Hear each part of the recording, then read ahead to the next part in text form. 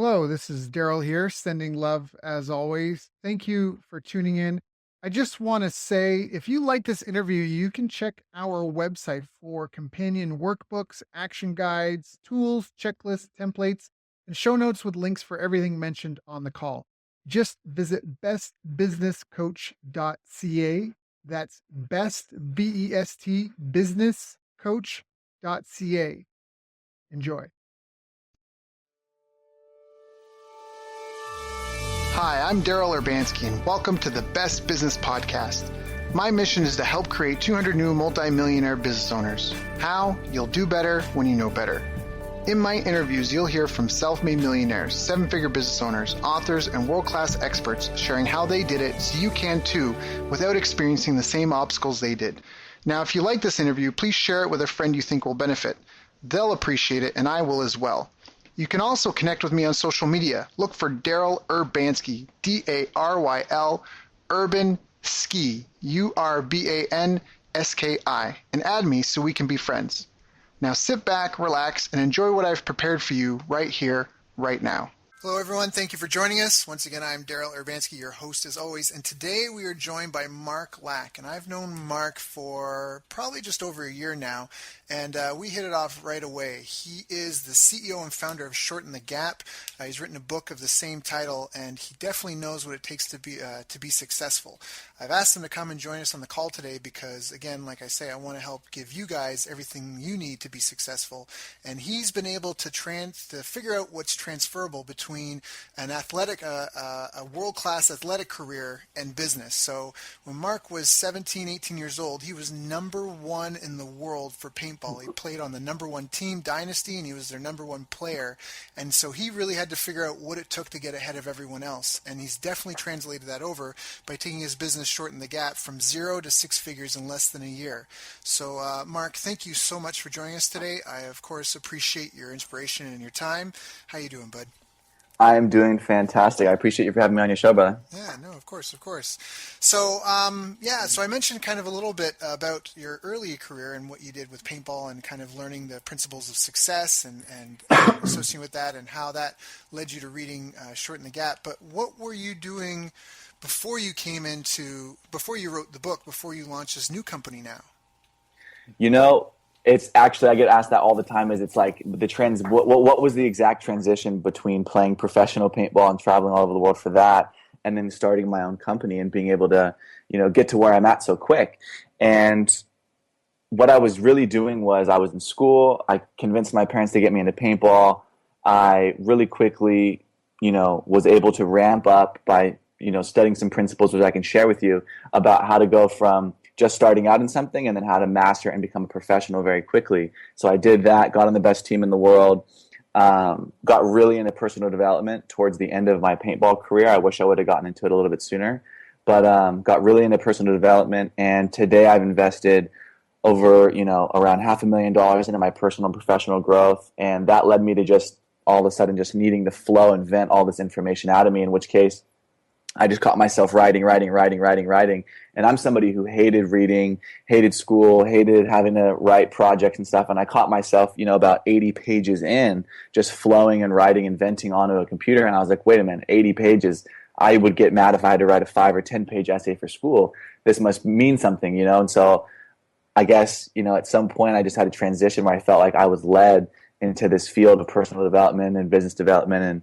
really becoming an entrepreneur and a coach and a consultant for other people. And it just led me down this insane, amazing path that I'm so blessed to be on now, where I'm at with my company and everything that I'm doing. And it's an exciting journey, but it's an interesting life to have gone from paintball, finished college, and then to where I'm at now. Yeah, I mean, and it's really impressive. Again, I mean, already at such a young age to have been world class at anything, and a lot of people don't necessarily realize how serious paintball can be. But I mean, there was even a tournament where the prize money that you and your team won was $160,000. I mean, that's no chump change, right? So that's a real industry. There's real competitors. There's people that are investing serious money and getting that. Very much like business. It's not just an easy cakewalk. It's not some sort of leisurely hobby like a lot of people that know paintball might might think of it like that. Like I know when I go out play paintball, it's just a bunch of buddies. It's like a beer game, right, or a birthday party or whatever. Yeah. Shoot the birthday boy. But so with Shorten the Gap, what are some of the key things that you feel have really helped you like again in seeing what it took to rise to the top and dealing with the challenges and the obstacles in trying to be number one at something, and now with what you're doing in business? I mean, you kind of already alluded to some of it already, but can you maybe just share with some of the listeners, like if you were to start something new all over again and you wanted to be top of the world in it, what's kind of the process you would follow? One of the biggest things that you absolutely must do, I mean, if you're going to try to find what's the correlation, at least relating paintball and then the business world, and how I've been able to replicate my success so quickly from just starting out in something and working your way up quickly to being considered an expert or a pro. The biggest number one thing that I would recommend is you've got to get a mentor or mentors. One of the things that allowed me to skyrocket so quickly in paintball was, my dad, who was really supportive of me, and I've been blessed with amazing parents, is my dad always taught me, he said, hey, look, you've got to get somebody who's already done what it is that you want to do. They're already 5 steps down the road. They've already achieved whatever it is you want to achieve. And so he got me one of the best mentors and coaches in paintball to help me. And that's one of the biggest reasons why I was able to succeed so quickly. And so if you're in business or you're in anything or you want to get into anything, you've absolutely got to find somebody who's already achieved whatever it is you want to do. If you want to be a professional, guitar player or a professional sports athlete or a professional person in business or a coach or a consultant, specifically like I'm doing in business right now, is I go out and I find the best person in the field, and multiple people if possible, and learn everything I can. So if you're starting something out, you've got to go and you've got to find mentors. Don't just find a mentor, but try to find the best mentor possible. And if you can't get access to them in person, then I guarantee that that person has probably written a book or has videos online or has some sort of literature or anything like that that you can get a hand on. Maybe they have live events. You've got to surround yourself with people that are already, a couple steps or many steps down the road to where you want to be. And you've got to get access to learning from them so that you can shorten your learning curve dramatically. That's probably the biggest thing that anybody can do who's wanting to become a professional anything. No, and I think that really fits into a recurring theme on here that, that you can't get rich on your own, and that, success isn't necessarily a mystery. Anyone that's trying to do something, even if you've got a business and you feel like your product is revolutionary and will change the industry, there's still people that you can associate with, or the people that you need to reach out to have in your corner, because you won't be able to solve the problem. What is it? You can't solve today's problems with the thinking that got you here. And exactly. Exactly. So that's awesome. So what are some of the, for you, it's been only 1 year and it's such a short period of time, but to get up and running, were there any major setbacks in this year? Were there any of the biggest challenges that you had? What do you feel have been kind of the biggest hurdles for you in just the startup phase? I mean, I literally just had a couple of guys leave here that were trying to get some help out of me for their startup. They have a software product, and I know some of the challenges they're going through. But for you, what's been your experience, and what were some of the key? Because you didn't, like you said, you just spent all this money on that, and so I want to kind of reframe that a bit, because you've done this with almost no marketing budget. You've taken your company from zero to there, 0 to 6 figures with pretty much no marketing budget, right? You invested in your education. And then what have been some of your biggest challenges? Because I think when you said that and what you've said, like what you've invested, it might give it people might be like, oh, of course he's got, to 6 figures because it sounds like he's got money to spend, right? But that hasn't been the case. You haven't had the money to spend, have you? No, and that's what's funny is I had no idea that I was going to end up, at least this early on. I'm still 24, so I never had I never fathomed starting my own company this young. I knew I always wanted to, but I didn't know it was going to be this soon. And I especially didn't know it was going to be in the field of being a coach and a consultant and a speaker and all of that, and an author. And so it's like totally not what I was expecting. My model of the world did not project me doing this at this age. And so for me, when I invested all of the money that I did in my personal development and my professional development, it was solely with the mindset of, hey, I'm going to invest heavily in my future success so that not only I can get my personal life on lock and make that a masterpiece, but also I can go and be the very best, most valuable asset in any company I step foot in, because I'll be a master at sales and leadership and motivation and all the other things that I was working on. And so I was just looking at creating myself into an invaluable asset so that I could make a lot of money and live the lifestyle that I want going into any industry I want, because I had sharpened my skills so much. Little did I know that journey of, personal development and self-mastery and investing so heavily in that was going to end up leading to me becoming one of the people in the industry that's, an expert and a guru that others are spending money to invest in for their knowledge and their time. And so, I had spent so much money doing that I hadn't left very much for me to actually go out and start a business. And so it was funny. It was almost like I needed to invest all the money in the education so that I could start my business and break six figures.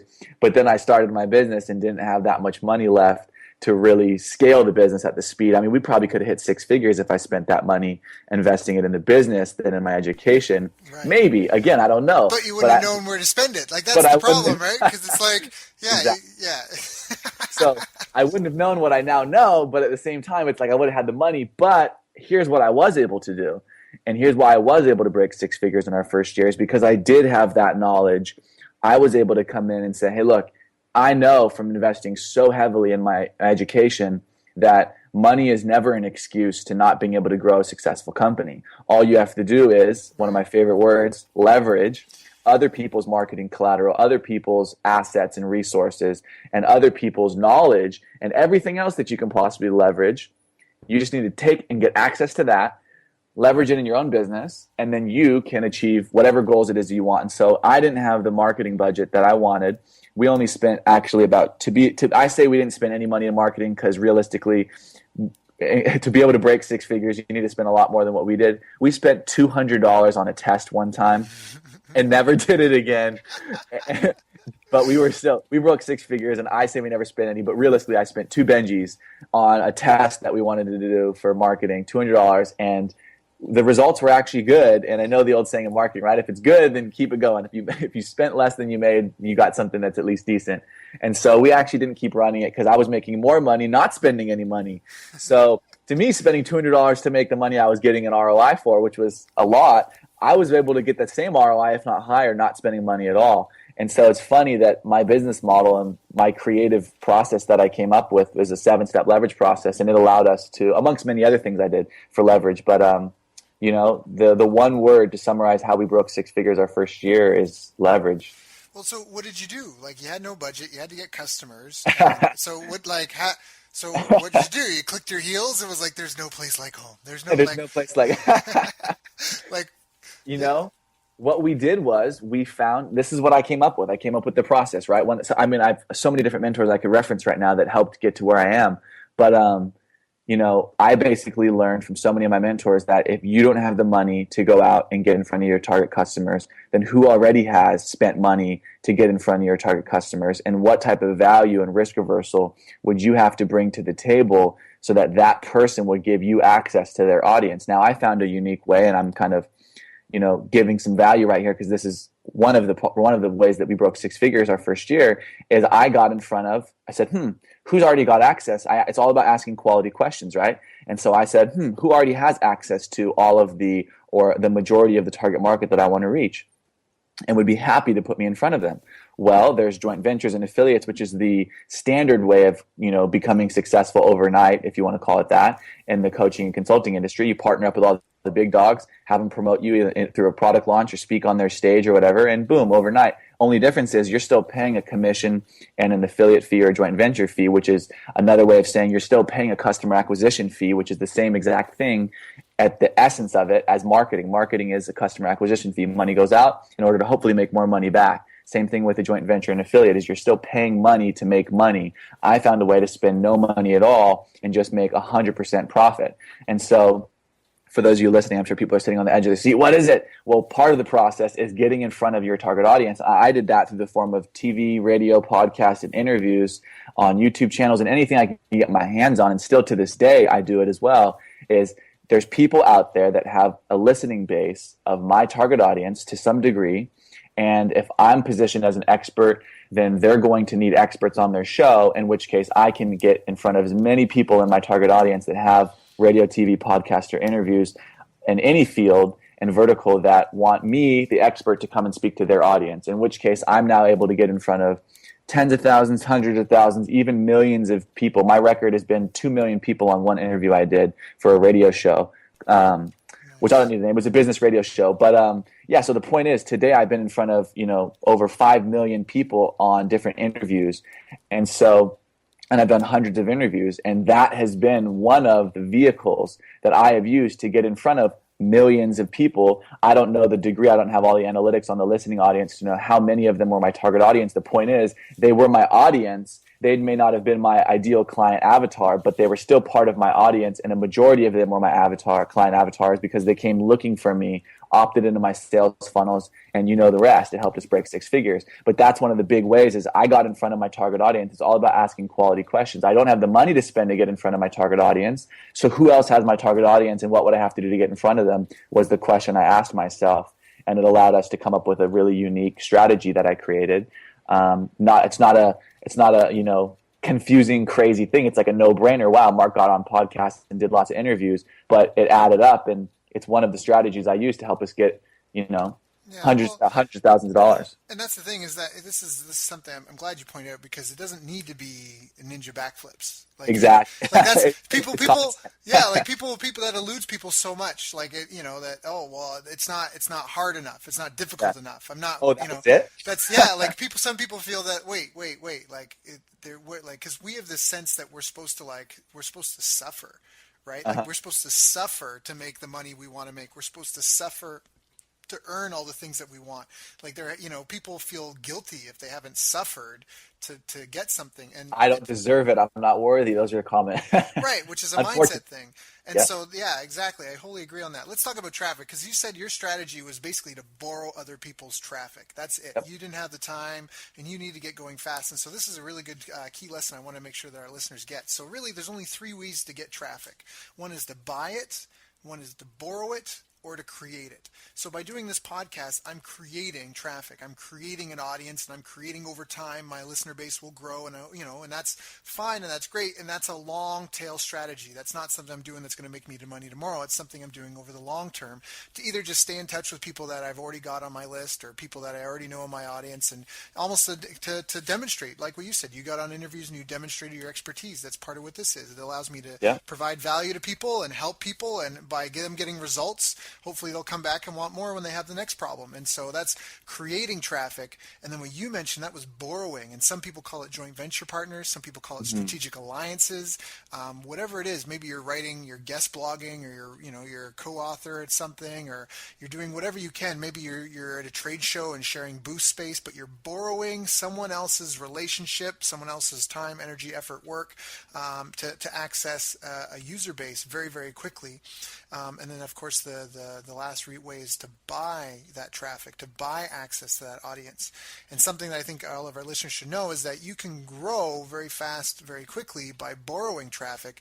But over the long term, you need to figure out a way to be able to buy that traffic. Because otherwise, like, how many times could you be like, realistically, Mark, I can only have you here once on my podcast every so often, because otherwise it becomes the Mark show. And it's not. It's the Daryl show, right? So exactly. Then I need to get into my own business of creating my own traffic. And so, you brought up a great point, is our business I was able to break 6 figures in our first year because I figured out a really, and a handful of different creative strategies to borrow people's traffic. Now in 2015, we're going to break 7 figures in our second year because we're going to start buying traffic and also creating traffic, in addition to, of course, borrowing it. But now we're going to hit all 3 of the columns: borrowing, creating, and buying traffic. But for those of you listening, if you're just starting out, I would highly recommend figuring out a really good value proposition, unique selling proposition, and risk reversal offer that you can have to basically go to other people and be able to borrow their traffic, whether that's through joint ventures, affiliates, or through my simple strategy, which is getting on as positioning yourself as an expert with really good branding, and then going and having people pitch you to get on their shows, radio, TV, podcast, interviews, whatever it is, and borrow as much traffic as possible. Again, I told you in my first year, I got in front of over 5 million people, and I'll give out books. So I've given out close to 50,000 books on those interviews. And so the books lead people back into my sales funnel. And so and it's a digital book, it's an ebook, so it costs me nothing to give out 50,000 books. So just keep thinking, what ways can I borrow traffic, and how could I position myself as an expert, and what would I have to give to be able to get in front of more of my audience for free? And that's how I would recommend starting out, is borrowing traffic. Now, because Oh, go ahead.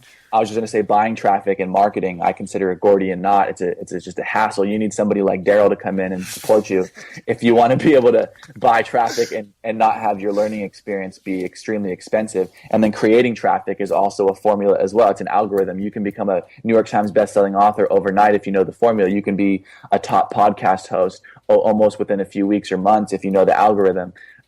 Everything is a formula, but I would say out of buying traffic and creating traffic formulas, the borrowing traffic formula is probably the easiest and simplest one to implement right off the bat for your first year. Yeah, and it's I like what you say about providing value, because the biggest mistake you can make is just like, hey, look, if I spent 10 years of my life building an audience, and you want me to go, I actually just had this some guy, he on Facebook, he shared.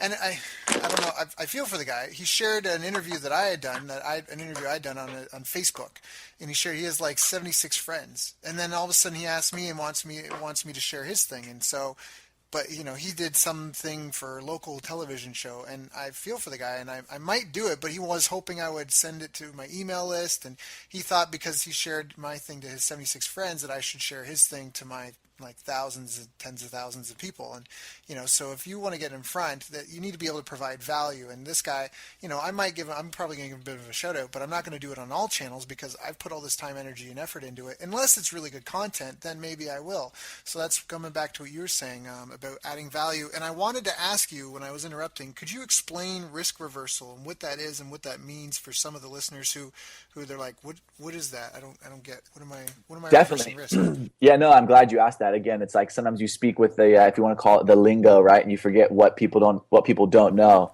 Right. And so risk reversal, for those of you listening that are kind of wondering what that is, you've seen it all over the place. It's just the 30-day money back guarantee that we've all seen so much. That's the essence of, and probably the number one most standard risk reversal that's out there. 30-day money back guarantee.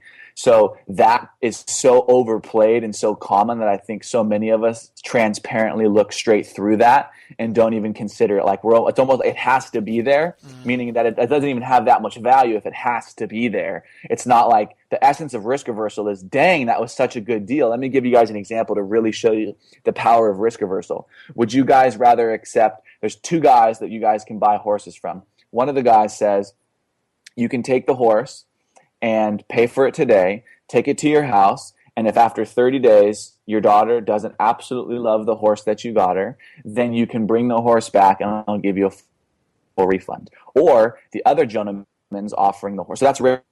Don't like it, you can bring it back, we'll give you your money back. So that's the common risk reversal. Here's a way more powerful risk reversal is you can take the horse home today absolutely for free. My son will come with you, feed the horse every single day, come and pick up the crap that the horse leaves behind every single day, and he'll do this for 30 days straight. If after the 30 days your daughter isn't absolutely in love with the horse and you guys, don't think that this is an investment that you want to stick with, then we'll take the horse back. But if you do want to keep the horse after the end of the 30 days, then I'll simply ask you to make the investment there. Which horse would you rather invest in? Right. I would assume it's going to be the second horse because there's so much more risk reversal there. You didn't even have to make the investment until after the 30 days, and he's going to help you through the 30-day process. So there's much more risk reversal. There's a way better offer and more of a guarantee and less risk and less hassle and a better peace of mind going with option two. Now, they both offer a guarantee. One has a more powerful one.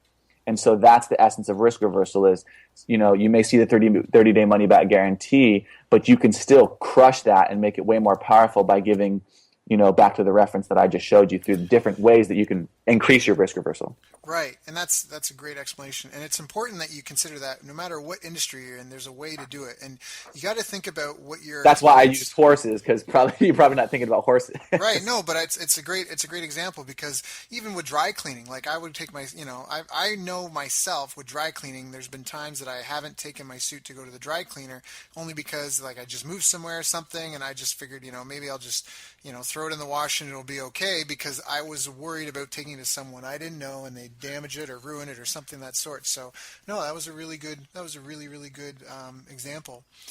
So Would you recommend any sort of resources? Do you have any like books that you've learned or anything that you and your mentors have recommended that you thought were really helpful and powerful?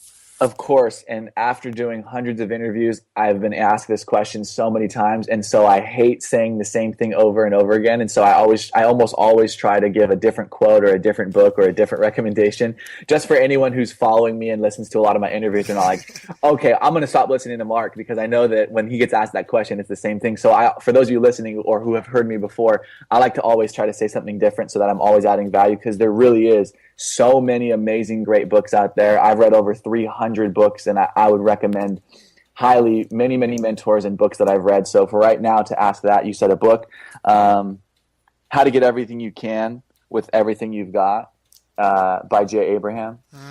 How to Get Everything You Can out of All You've Got by Jay Abraham is a phenomenal book, and that'll teach you some essence, the essence of leverage, and help you make some distinctions, like I just did between a guarantee and then risk reversal at a higher level, and many other different things. So that would be a great book to recommend.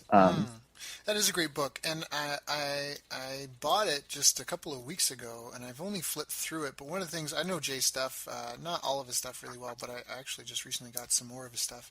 One of the things that I love, though, is that book is all about, correct me if I'm wrong, but it's all about seeing opportunities that already exist. Like, it's not a book about going out and finding, buying something new and getting something else. It's looking at what you already have and making more out of it. Isn't that correct? It is. It is. It's. It says it on the title, right? How to get everything you can out of all you've got. And so, I think that one of the most interesting distinctions that I made as a coach is that when I work with people, sometimes the biggest breakthroughs I can help them have, either in their personal life or in their business life, is not that I said something absolutely mind-blowing or that I've given them some crazy new strategy. It's really that I just help them make a simple distinction about something in their life, and they just saw it in a different way. So it was already there, back to like the law of relativity, right? It was already there, and it was the same thing. Nothing actually changed. Only thing that changed was that they see it from a different perspective now. And so it's kind of back to that, like what you were saying, right? It's like it's already there, but you can get so much more out of it by just seeing it from a different angle or using it in a different way, which is sort of the essence of leverage. It's taking what you already have and leveraging it for a different purpose. Right. Do you know the story Acres of Diamonds? I think so, but why don't you just recap it for the audience? Sure.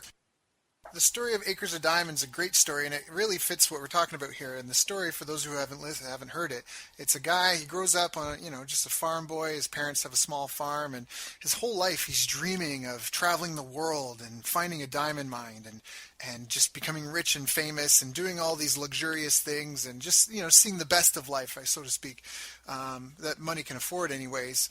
And when his parents, and he's dreaming about it, and he grows up on this farm his entire life, and his parents pass away eventually, and he inherits a farm.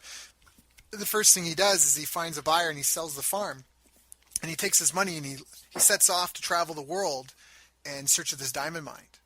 And 8 years goes by, and he ends up later on back in his hometown at a diner he grew up in, and kind of broke and desolate and just kind of on his last dime. And he's looking at the paper, and on the front cover of the local paper is the guy that he sold his farm to, and he found a diamond mine on his dad's old farm.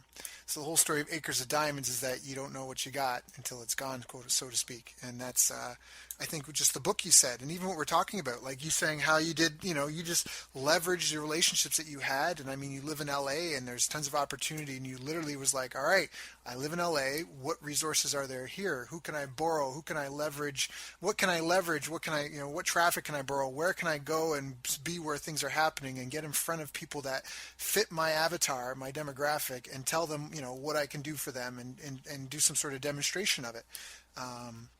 So anyways, that's what made me think of that, the story Acres of Diamonds. It just fits so well because so many people are sitting on tons of opportunity and they don't even know it. And some people, they know it, but then they don't do anything about it because it's almost like that backyard syndrome. It's just sitting right there. It's almost too easy. And it's like, I feel like I did this earlier this year. I feel like I gave up on a project. I mean, we still had success. I'm not going to complain about that, but I feel like it could have been 10 times what it was. Not that there's anything to balk at with what we did. But because, it's the whole concept of you run through the finish tape, and in a 100-meter dash, you don't slow down right before the line, right? You run right through it. And I think a lot of people, because it's so easy, it's right there, they can just pick up the phone and call this person and get an interview, or, oh, their friend has a business, and, their customers, are like, for example, if you're a swimming instructor and you've got a buddy that installs pools, it would be so easy to pick up the phone and be like, hey, man, can we work something out where you can refer people to me, but because it's so easy, I'll get around to it. Do you know what I mean? And meanwhile, there's just this opportunity, this fortune that they're sitting on. They're just not doing anything about. Let me just riff off of that right now, just because this one's hilarious, and I think that for anyone who hears this that can have the distinction or the eye-opening paradigm shift from this, it'd be worth me mentioning right now is you're talking about how simple it is to leverage stuff like that. And this is one of the people always ask me, how did you get in such a short period of time? How did you get people to endorse you and support you? Like some of the names that I've got, Brian Tracy being one of them, who's a legendary guy in the industry. It's like, how did you get him to support you so early on? And I always say it was actually pretty easy. I just reached out. I just reached out to him. And yes, it did. It took me 18 tries to go up the ladder of gatekeepers, which is just, an assistant or an executive assistant or a manager or somebody trying to keep you away that you have to get through the gate of before you can go and talk to the Brian Tracy or whoever it is you're going to. So I reached out on the website. I got to the contact page. I got to support. I got to an assistant. I got to the executive assistant, and then 18 emails back and forth later over a 6-month period with the executive assistant of Brian Tracy. I got Brian Tracy to endorse my book. And I did that because even though I wasn't, where I'm at now, I wasn't positioned as an expert. I didn't even have my book finished. I didn't have a lot of the things I have today. So how could I have possibly gotten somebody like Brian Tracy to endorse me? I painted and tied him into my vision of where I'm going to be in the future and said, I can't add value to you today, but I can add value to you then and at this time in the future. And I can prove to you that I'm going to be there by showing you what I've done and my confidence, and by showing you that 18 tries later, I made your executive assistant finally pester you enough to say, hey, this guy's not like all the other hundreds or thousands or tens of thousands of people that have reached out asking for your support. This guy survived the web and weathered the storm of a whole 6 months, 18 emails and phone calls later. Right. This guy's the real deal. He's going to do what he says he's going to do, and he's going to shine light on you. And I'm mentioning Brian now to your audience, and I've done this to literally millions of people and audiences, either in person on stage or in interviews such as podcast, radio, and TV. And so the point is, Brian Tracy has had his name heard by millions of people from my mouth, doing exactly what I said I would do back when I started. And that was, endorse me today and I'll add value to you tomorrow. And so that essence is, I don't care if you don't think you can get somebody big to endorse you today because you can't add value today, because the essence of my life is adding value, right? It's like add value, because money is a byproduct of adding value and value creation. And so, creating value for people is going to be basically how you get more things in life. You add more value to other people and you'll get more back. And so, if you can't add value to somebody like Brian Tracy today, well, how's he going to endorse you, Mark? Because adding value is what it's all about. Well, do what I just said. Tie them into the vision and say, I can't add value today, but I can guarantee I can add value tomorrow. And if I can't add tomorrow, I can add it the next day and the next day and the next day, because I'm not going to stop until I get to where I say I'm going to get. And so that's just leveraging time, right? We can all make those 18 phone calls and those 18 emails and survive. I lived for 6 months. Any of us could have communicated over that 6-month period. The difference was I didn't take no as an answer. So I just leveraged what I had, which was my drive and my courage and my ambition and my passion and my confidence. And that was just keep moving forward, right? So I just leveraged what we all have and just keep moving forward. Don't take no, and find out how you can get big people to support you. I think it's one of the funniest things out there is people always tell me, oh my gosh, that's my favorite person. That's my favorite person. That's my biggest mentor. That's my biggest role model. And I say, well, how many times have you reached out to get them? And they just look at me with this puzzled face, like a dog that heard a weird noise. They turn their head side, right? And it's like, oh my gosh, I didn't even fathom, like I couldn't reach out to him. I would hear no. And I'd say, yeah, you would hear no. But the difference is, as long as they say 99 no's but you get that one yes, it's like the yeses are what count, right? The yes is the only thing that counts. And I guarantee all you have to do is withstand the amount of no's that somebody else isn't willing to withstand, and you can get the one yes. The one person standing is going to get the yes, and that can be you. Is like, I'll knock on somebody's door for 10 years if that's who I really, really want to get to say yes to me.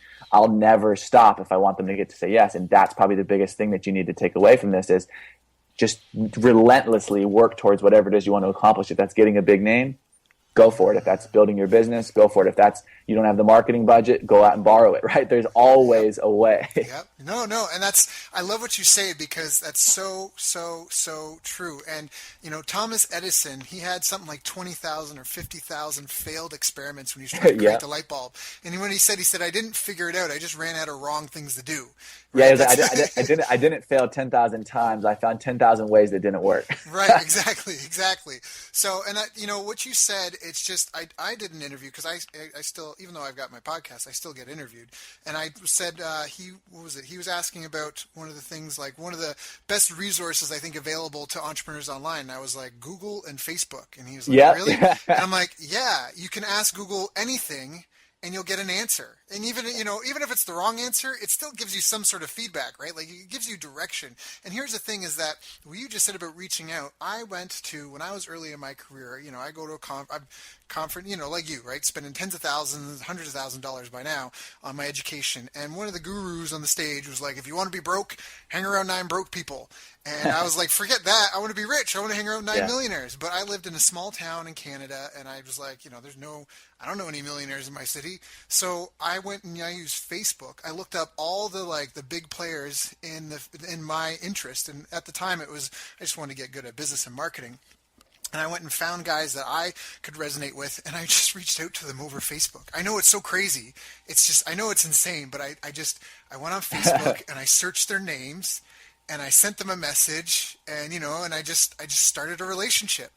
And before you knew it, between doing that at conferences and Facebook and that, I befriended 12 millionaires. And it's like you said, it's just doing it. And so anyone that's listening to this, again, if you have a small software, if you're a startup, maybe you should approach a bigger company, someone that could endorse you or absorb you, or maybe provide some sort of guidance or some sort of relationship to help give you access to what you need. But don't be afraid to just reach out. And, again, like what Mark said, it's not going to be a resounding success the first time. And the barriers aren't there to keep you out. It's to make it so much better on the other side when you get there.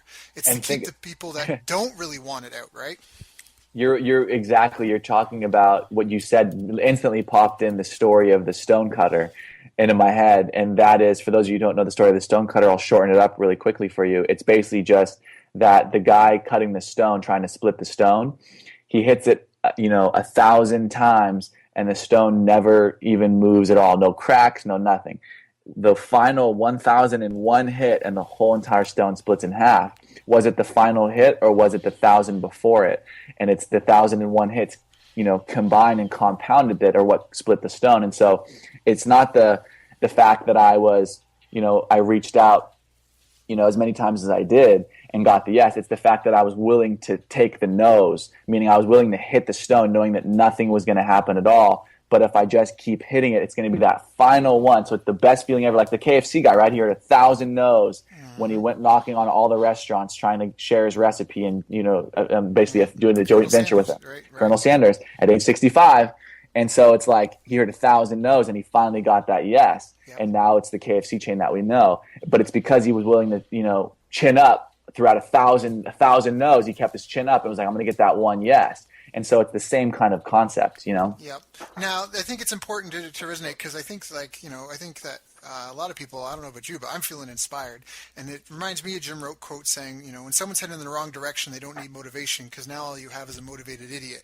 What they need is an education to turn them around and point them in the right direction. And the reason why I'm saying that is because if whatever your business you're in, I just want to clarify that if you're dedicated that you want to build this business, you need to be dedicated to solving that problem. Zig Ziglar said you can have anything you want as long as you help enough people get what they want. And that's like your business is a problem. So don't be like the newspaper industries that like, I'm going to make this business of selling wads of paper with advertising work, because that's not solving a problem. And that's why I think it's important to have mentorship, because then you can have a mentor be like, hey, look, you're about to walk down a really hard road through a swamp full of alligators. And I don't know if you want to go that way because there's a path right next to it that goes around the swamp and will get you there much faster. And so you can shorten your gap. I've actually been using that expression ever since you gave me a copy of your book. Good. He's like, like, good. He's like, that's my free marketing at work right there. That's the point. That's the point. He's like, that's what got me on this interview, that book. It was good. And anyways, it's a good book. It is Shorten the Gap. Good. There's not a book out there like that, especially for the youth. And so I wanted to create something like that, but that's interrupting. Yeah, no, it's fine. I think I lost just saying to people that just being inspired that's why it's important you don't sit like a mad scientist alone in your room cackling, that you get other people's eyeballs on it, that you get a mentor and you find people that have experience in your industry. Go find the old timers, go tell them what you're doing, go get them excited about it, go spread the word, because if you're off your kilter, if you're doing the wrong thing, they'll let you know. And just because they may have a different opinion doesn't mean that they're necessarily right, especially if there's a couple of generations between you. I just wanted to put that kind of disclaimer on there that, it is about persistence, it is about drive, but it's also about education, and that you do better when you know better, which is why we have these podcasts, because we've talked about a few things here today, and I want you to move I want you to be successful. And so we can pump you up and get you excited, and I'm going to do this and make this work regardless. And it's a lifestyle thing. I think it's like, if you wanted to win if you wanted to go to the Olympics, that's a lifestyle thing. If you want to go and do an Ironman triathlon, that's a lifestyle thing. It's hard for you to go and do that and then just stop. You're not going to go win the gold medal at the Olympics for judo and then give that up and take up ping pong. Like, you're deciding your lifestyle and who you want to be and what you want to become. And then now we're talking about changing your habits. We're talking about your daily routine, talking about the types of people you associate with, how you spend your time. All that stuff needs to be taken into consideration, because when you win a gold medal at the Olympics, you don't win a gold medal because you showed up that day and became world champion. You won the gold medal because when you showed up there, you already were the world champion. You already had the best schedule. You already had the best 24-hour routine out of everyone else in the world for judo. You had the best coaches. You had the best training partners. Your life was so optimized for that one specific thing that you were number one already when you got there. It just took that day for the rest of the world to find out. So that's why I'm saying to people to listen to this, that's what you have to think about.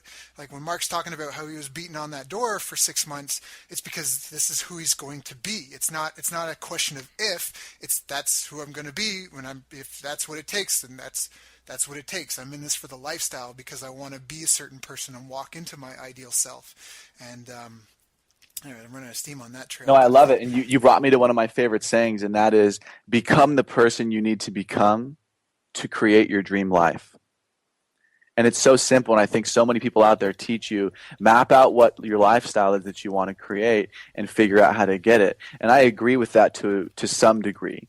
But at the same time, I came up with another way that I think is at least more effective for me and many of the people that I've worked with this on, is back to the saying, become the person you need to become to create your dream life. And so what I do is I help people map out their dream life avatar and figure out who is basically what is their dream life, and then figure out basically who they need to become in order to live the life. So money is the byproduct of value creation, and your dream life is the byproduct of becoming the person that would live that dream life. So what I always tell people is, don't worry so much on your dream life. Focus the majority of your energy, maybe back to the 80-20 principle, right? 80% of your energy, or the majority of your energy, focused on becoming the person that you need to become, and then your dream life will take care of itself, right? Yeah. So when you do that, if you focus every single day, who do I need to become? What do I need to study in order to become that person, and keep refining those skills through constant and never-ending improvement, the dream life will take care of itself, right? If you wake up every morning saying, how can I make more money? You're not going to make nearly as much money if you wake up every morning and say, who do I need to add value to, and what type of value do I need to add in order to make X amount of money? Right, because now you're not seeing yourself. It's not about making the dollar amount. It's about, I want to help these people accomplish this, and that's who you are, and you're just going to charge a certain amount for it. If you see yourself as a certain type of caliber of, if you want to be like a CEO in Silicon Valley, if that's like the ideal self that you want to be or walk into, then you need to, like exactly said, like what do you have to be? What do you spend your days doing? How do you get there? What do you have to have around you? What does your day look like on a 24-hour basis? I love how you spelt that out, because it hits the nail on the head. If you say that you want to accomplish all these things, and if we were to take a time log diary and you're watching 4 hours of television every night, I'm not sure if you're going to get there.